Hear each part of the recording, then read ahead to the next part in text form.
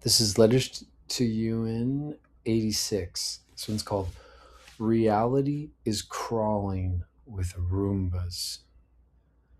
Dear Ewan, one thing that Christianity asserts is that God will give you everything you ask for, and it isn't qualified by what you deserve. It just says, if you believe. John 14:13, blah, blah, blah. And I will do whatever you ask in my name, so that the Father may be glorified in the Son. You may ask me for anything in my name, and I will do it. Matthew, ask and it will be given to you. Seek and you will find. Knock and the door will be open to you. Matthew again, if you believe, you will receive whatever you ask for in prayer. John, if you remain in me and my words remain in you, ask whatever you wish and it will be done for you. Mystics don't think those are the rules for the magic to work. They think this is the technical manual for the nature of reality. It's not so much that reality is changing. It's more like reality is ultra full of information and our brains get directed in directions that affirm what we believe. There's so much information that we can see whatever we're looking to see. It's an ultra version of responsibility. Look at what we have and somehow we wanted it. It can feel harsh or at least austere. If we take out circumstances of birth, it can get a little more palatable.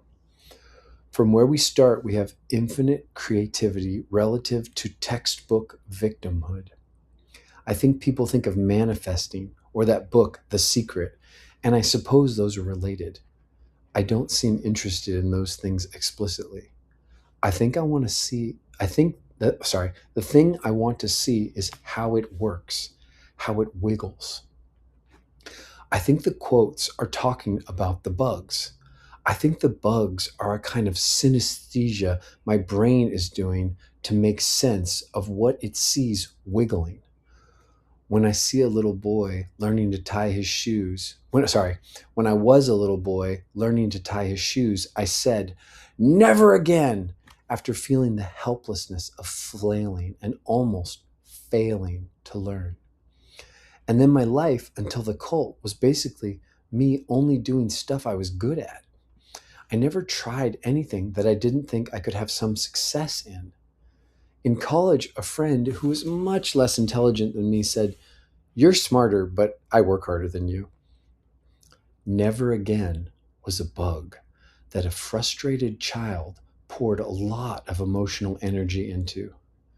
Kids have big juice that way. They make these prayers and set them free and forget they ever said them. I have a good friend, the one from the hot tub, who told me once that he feels lucky all the time. He's got a bug that finds things that reinforce his belief slash feeling slash finding of luck. The subconscious mind can't stop seeing everything. Somehow the link between the left brain saying shit with feelings has the right brain reflect a cogent reality back. Stated differently, my soul leads me to the things I'm saying that I want. That includes everything I've wanted but didn't stop wanting. Bob would say it differently. He'd say your brain leads you to fulfill what you think you have. Saying is a bug. That bug includes the shape of the word in our understanding and the juice we put into it. We feel for certain things more, and those are the things that are getting our juice. I was doing some parts work with my therapist, Michelle pointed me at. The part inside of me sounded almost demonically angry. Michelle had said it was an old feeling from my youth. When I heard the part again and asked, does this actually sound like a child's amplitude of emotion? And it did. Children's emotional amplitude, especially of pain felt alone, when screened through our adult perception, is intense. Next time you see a kid having a tantrum, imagine if that amplitude was coursing through you. That's the amplitude of a trigger. On that mushroom trip, I called the bugs Roombas, those little automatic vacuums. Have you seen The Matrix? There's that part at the end of the third movie where they crash into the machine city and all these little worker bots show up and check them out. That's the metaphor in literature. The Matrix is all about the bugs. I think that more than strong emotions can be put into them. I think that more complex bugs exist that mirror us back and at least seem sentient. Jung thought the archetypes, really complex bugs, were autonomous, and I can get down with autonomous bugs. I just can't parse the reflective nature of the mind. If we're pouring our stuff of being into a complex bug, it could jive with me that the bug has some borrowed spirit or consciousness. But I also know that the mind is reflective and humans are prone to ascribing agency to things without it actually being there. If I treat a thing like it has autonomy, then it will appear more autonomous. I'm doing it right now by calling them bugs. I'm using the bug of bugs to make it easier to play with this bug. They move, they swarm, they respond. They don't seem to have preferences, just nature.